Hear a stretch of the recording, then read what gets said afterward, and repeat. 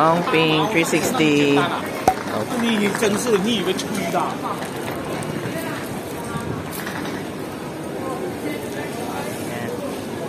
Pag pupunta kayo ng Ongping, baba kayo sa Tungchung Station, yung pinaka last na station ng Orange Line. Ayan, Ongping 360. Diyan kayo pupunta. Ayan. Pag nakita nyo na yan, panik kayo dyan. And going.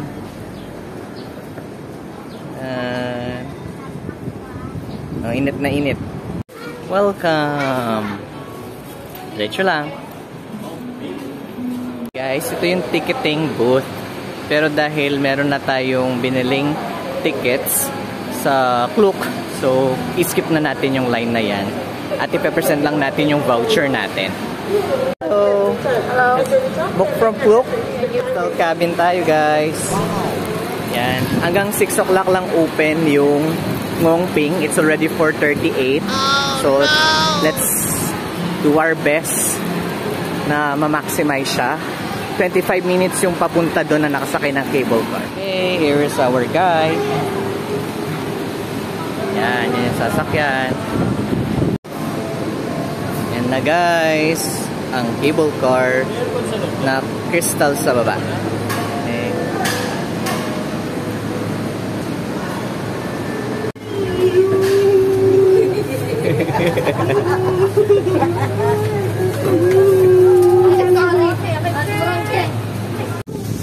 Crystal cabin.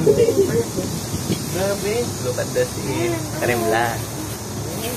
Hindi mo siguro malakot eh. Balik kay. Diyan. Picture kayo dyan. Lipat ka. Wait lang.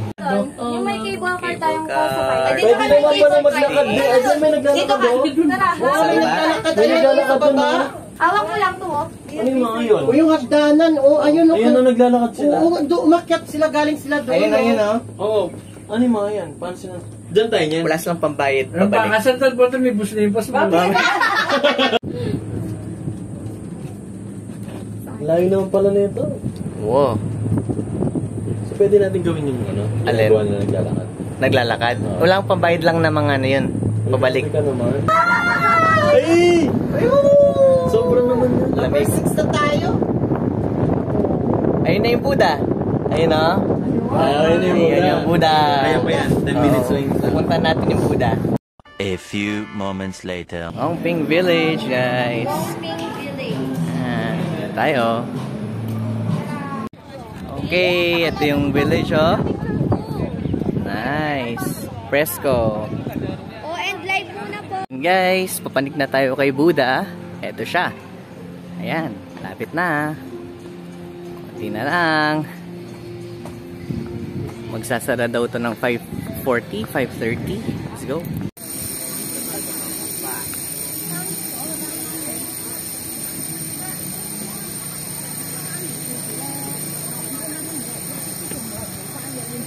Baka dito.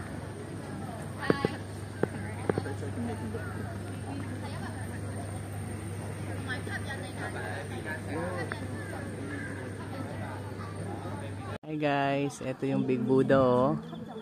Nice. Taas pa niya. Nakapagod.